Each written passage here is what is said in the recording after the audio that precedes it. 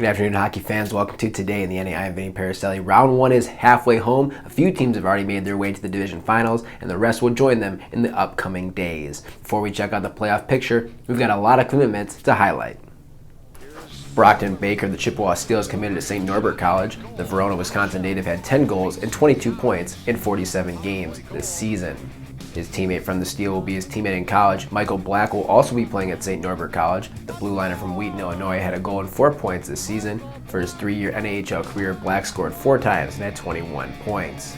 Matias Del Monte of the Amarillo Bulls is committed to Utica College. The Canadian defenseman lit the lamp 3 times and finished with 7 points in 36 games played.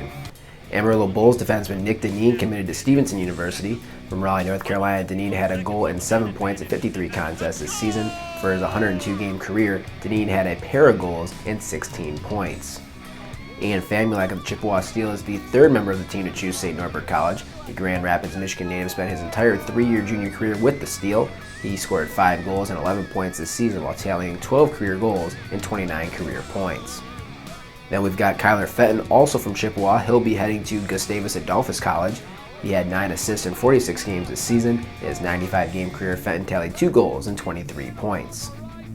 Minnesota Magicians forward Luke Crone has committed to the University of St. Thomas. Crone has 6 goals and 19 points in 39 contests. He also added 2 assists in 2 playoff games so far.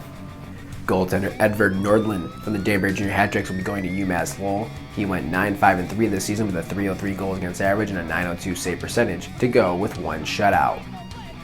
Former opponents are now going to be teammates, as Stefan Owens of the Maine Nordiques will also be heading to UMass Lowell. The Virginia native led the Nordiques with 51 points in 56 games this season. He's played in 110 games with Maine and has 36 goals and 73 points over that span. He also had the game-winning goal in Game 1 of the Nordiques series with the Titans last week. Then we've got Nick Siffringer of the Amarillo Bulls. He played in 29 games for Amarillo this season, scoring twice and finishing with 5 points. For his 3-year career, Siffringer had 20 goals and 46 points. The Robertson Cup playoffs are in full swing, and we've already got 2 series done. The Minnesota Magicians and Bismarck Bobcats are on to the division finals. Let's go around the league and check out what's been happening. We start in the Central, where the Aberdeen Wings have a 2-0 series lead on the Minot Minotaurs. Thomas Manty scored twice in a 3-1 win in game number 1. Then in game 2, Minot got out to a 2-0 lead thanks to Tyler Kostelecki and Kyle Kukkonen. The Wings would start their comeback late in the second. Spencer Schneider brings the Wings within 1. It's Peyton Matsui who ties the game early in the third. Trevor Russell, now with under 3 minutes left to play, puts Aberdeen out in front, and then 20 seconds later it's Clayton Costantino. He had some insurance and they would need it as Minot gets one late, but the Wings get the win and the 2-0 series lead. In our other Central Division series, it's all over. The Bismarck Bobcats sweep the Minnesota Wilderness in 3 games. The Bobcats could not be stopped offensively as they scored 16 goals in the series, and it was a total team effort.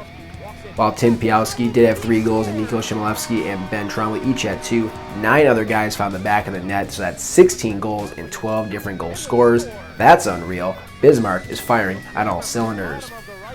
Out east, let's start with Maryland and Johnstown. The higher-seeded Tomahawks took Game 1 5-3. Jay Ahern had a pair of goals in the win. Then in Game 2, it was the Black Bears that got off to a hot start, scoring 4 times in the opening period.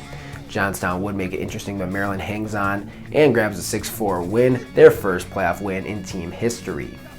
Then last night, Brad McNeil scored in the final minutes of the game to give the Maryland Black Bears a 3-2 victory in Game 3.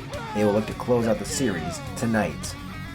The Maine Nordiques got their first playoff win in team history last Thursday. As we said, Stefan Owens scored the only goal in Game 1. Tyreek Allen posted a 39-save shutout for the Nordiques. Then the following night, it was the Titans getting into the win column. Nick Seitz had a pair of goals. Jack Ring and Matt Doyle also scored for New Jersey. Game 3 is tonight at 7 p.m. Eastern, Game 4 on Friday, and if necessary, Game 5 in Maine on Sunday. In the Midwest Division, the number 1 seed is facing elimination on Friday night as Kenai River has been dominant in the first 2 games of the series. They won 6-4 on Friday night in Game 1. Morgan Winters had 2 goals. Mac Helgeson logged 3 points as well.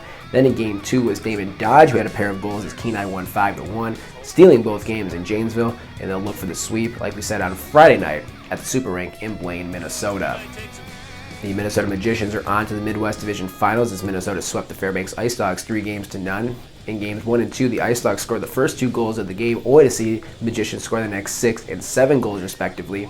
In the clinching Game 3, it was Minnesota who got on the board first, jumping out to a 3-0 lead. The Ice Dogs would go down swinging as they were able to get to 3-2, but they could not find the equalizer, and their season comes to an end. Down south is the Amarillo Bulls grabbing the early series lead after a 4-1 victory in Game 1. Trailing 1-0, Paul Schmidt knocked home a loose puck, and then Jordan Venegoni buried a rebound in the second period, and that would be the eventual game winner. Then in Game 2, the Mudbugs trailed 1-0 late in the third period, but Joe Mack ties the game with just 35 seconds left to force overtime. And then in the extra session, Braden Dorfman finds Billy Fetchko for the one-timer, and the former Team NAHL forward wins the game for Shreveport, and the series is tied, heading to Amarillo. The Wichita Falls Warriors are enjoying a 2-0 series lead over the Lone Star Brahmas after scoring a 5-3 win in Game 1. Thomas Weiss led the way with 3 points. Drew Beaton had 2 goals, and Owen Bartoskevich made 24 saves. In Game 2, it was Luke Bierman who had the opening goal for Lone Star, and it stayed 1-0 all the way to the third period. Cole Telecki tied the game with his first playoff goal in the opening minutes. Then with just under 4 minutes to play, the puck squirts out to Carter Corpy, and he goes top shelf to give the Warriors the lead and eventually the win. Wichita Falls can clinch their spot in the South Division Finals on Saturday. You can watch every North American Hockey League playoff game on Hockey TV. Follow the NAHL on Facebook, Twitter, Instagram, and YouTube. Be sure to check out our Robertson Cup Playoff Hub on our website. All the scores, schedules, news articles, and highlights all in one convenient spot. Thanks for joining us here on Today in the NA. We'll be here next week to recap the entire first round of the Robertson Cup playoffs. Until then, I'm Vinny Paracelli. Thanks for tuning in.